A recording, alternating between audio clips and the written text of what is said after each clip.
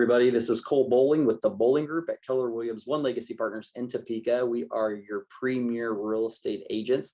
Today, we're coming to you with 5 common overlooked things from your first showing. We notice a lot of people get into what we would call an emotional state in their first showing.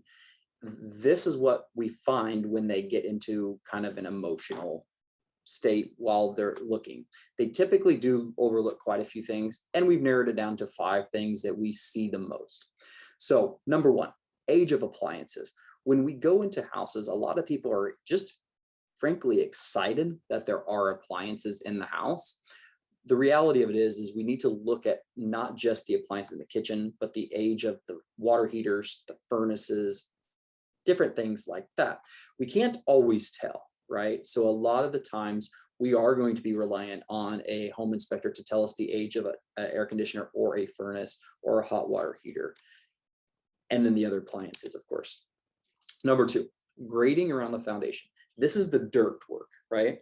So about 95% of the time, water in a basement is caused by negative grade of dirt or the gutters and downspouts not being away from the foundation. A lot of times we don't necessarily look too much about around the outside of a house to determine if there's going to need to be dirt. This is one of the things that almost every inspector does point out because it is such a crucial piece to having a solid, dry foundation. So that is one thing to look at, is make sure you're looking at the dirt work around the house. The next thing is the water pressure. I don't know how many times we have gone into houses after we have closed on them and they're like, wow, the shower head is really weak.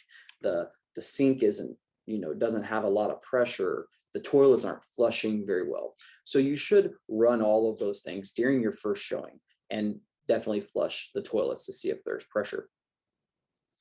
Another thing that I've noticed is a lot of people don't assess the amount of storage that they need based on their stuff to what the house actually offers. Most houses have somewhat of a storage area, depending upon if you buy a slab home or a basement.